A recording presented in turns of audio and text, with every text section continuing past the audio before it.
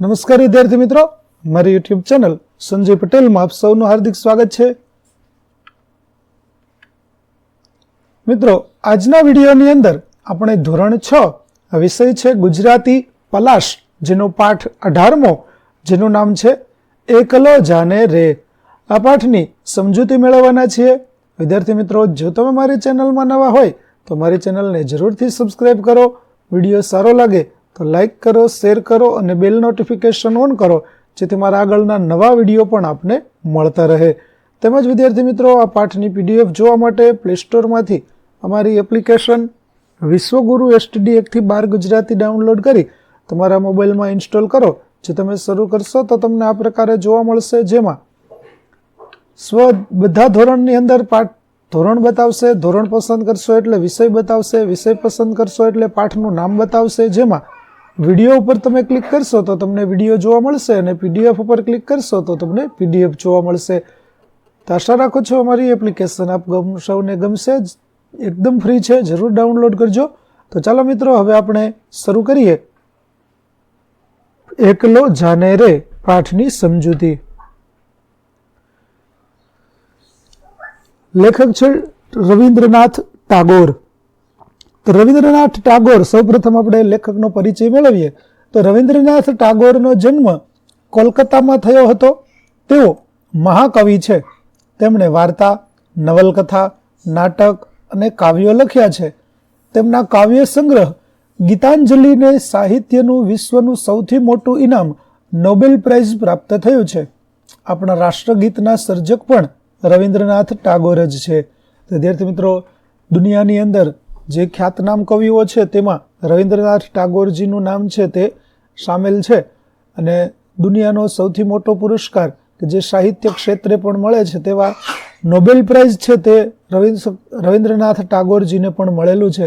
અને આપણું જે રાષ્ટ્રગીત છે જન ગણ મન, તેના સર્જક, તેના રચયિતા પણ આપણા રવિન્દ્રનાથ ટાગોર જ છે. આ ગીતમાં કવિએ એકલા જવાની હાકલ કરી છે. વાસ્તવમાં આ ગીત મહાત્મા ગાંધીજીને ઉદ્દેશીને લખાયું છે, પરંતુ દરેક વ્યક્તિ માટે આ ગીત પ્રસ્તુત બને છે. જ્યારે કોઈ આપણું સાંભળતું ન હોય ત્યારે એકલા પણ જીવન પંથે આગળ વધવું જોઈએ, એવો હકારાત્મક સંદેશ આ ગીતનો છે.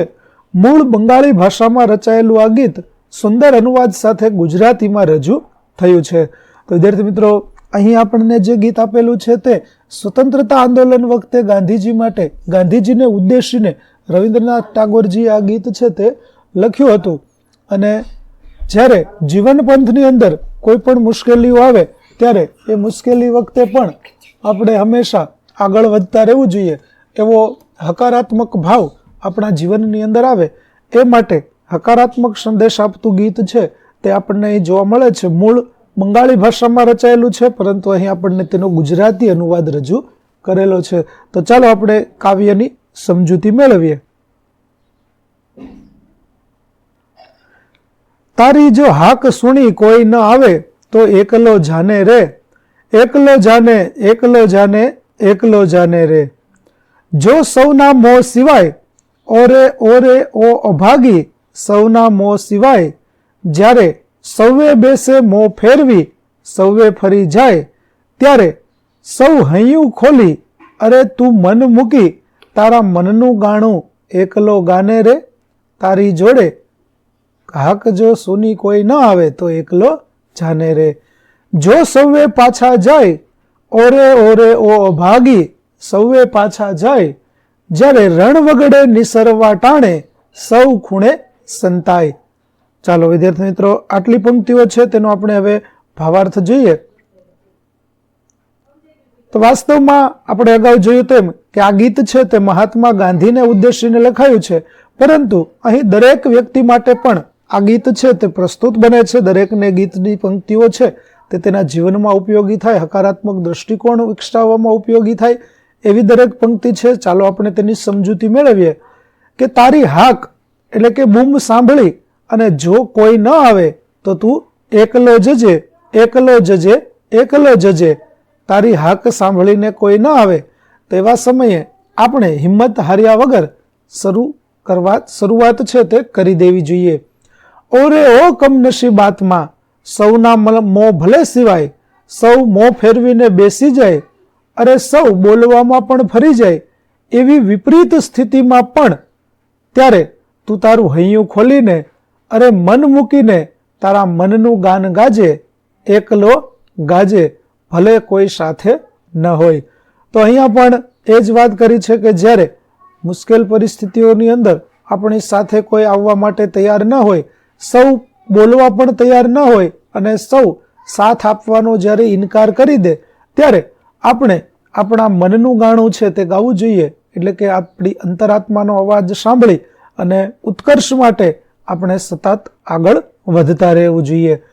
જો સૌ પાછા જઈ રહ્યા છે, કોઈ તને સાથ આપવા તૈયાર નથી, જ્યારે રણ વગડે એટલે સંગ્રામમાં સાથે આવવાનું હોય ત્યારે એ સૌ ખૂણે સંતાય છે, મોં સંતાડે છે, જતા રહે છે. મિત્રો, અહીં ગીત છે તે આપણું ગાંધીજીને ઉદ્દેશીને હોય, તેથી સ્વતંત્રતા સંગ્રામની પણ વાતો કરી છે કે જ્યારે સંગ્રામની અંદર તમે જોડાશો ત્યારે તમારી સાથે આવવાવાળા લોકો છે તે બહુ ઓછા હશે, ઘણા લોકો તો પાછા પણ વળી જશે. એવા સમયે કોઈ ખૂણે સંતાઈ જશે, કોઈ પોતાનું મોં સંતાડશે, તેમ છતાં પણ તમે હિંમત હાર્યા વગર પોતાના કર્તવ્ય પથ પર સતત આગળ વધતા રહેજો. આગળની પંક્તિઓ છે કે ત્યારે કાંટા રાને તારે લોહી નીંગળતે ચરણે, ભાઈ એકલો ધાને રે, તારી જો સાથે કોઈ ન આવે તો એકલો જાને રે. જ્યારે દીવો ન ધરે કોઈ, ઓરે ઓરે ઓ અભાગી, દીવો ન ધરે કોઈ, જ્યારે ઘન ઘેરી તુફાની રાતે, 12 વાસે તને જોઈ, ત્યારે આભની વીજે સળગી જઈ, સૌનો દીવો એકલો થાને રે, તારી જોડે જો કોઈ ન આવે તો એકલો જાને રે. અહીં જે ગીત આપવામાં આવેલું છે તેનો અનુવાદ મહાદેવભાઈ દેસાઈ દ્વારા કરવામાં આવેલો છે. અગાઉ આપણે જોયું હતું કે મૂળ બંગાળી ભાષાનું ગીત છે, પરંતુ અહીં આપણને તેનું ગુજરાતી અનુવાદ આપવામાં આવેલો છે. ચાલો આ પંક્તિઓનો ભાવાર્થ સમજીએ. તો દુશ્મન સામે ધસી જવાનું છે, તારી સાથે કોઈ ન આવે તો ભલે તું એકલો જાને. જ્યારે કોઈ દીવો ન ધરે, ભલે અભાગી કોઈ સાથ ન આપે, જ્યારે ઘનઘોર તુફાની રાત્રે તને આમ બહાર જતો જોઈ કોઈ દીવો ન ધરે, તો પણ ઘનઘોર રાત્રિએ થતી વીજળી ભેળો સળગી જઈ, તું જ સૌનો દીવો થજે, તું એકલો જ સૌનો દીવો થા, તારી સાથે કોઈ ન આવે તો તું એકલો જજે. તો આવી રીતે વિદ્યાર્થી મિત્રો, જીવનની મુશ્કેલ પરિસ્થિતિઓની અંદર પણ હકારાત્મક દ્રષ્ટિકોણ વિકસાવવો, આ વાત આપણને આ કાવ્ય છે તે સમજાવતી છે, સમજાવી જાય છે કે જ્યારે પણ મુશ્કેલીનો સમય આવે, કોઈ સાથ આપવા માટે તૈયાર ન હોય, એવા સમયે પણ આપણે આપણા દ્રઢ મનોબળ અને દ્રઢ આત્મવિશ્વાસ સાથે સતત આગળ વધતા રહેવું જોઈએ. જ્યારે કોઈ આપણને માર્ગદર્શન ન આપે ત્યારે આપણે ખુદ જ આપણા માર્ગદર્શક બનવું જોઈએ અને મુશ્કેલીઓમાંથી બહાર આવવા માટેનો રસ્તો છે તે શોધવો જોઈએ. આ વાત આપણને આ કાવ્ય છે તે સમજાવી રહ્યું છે.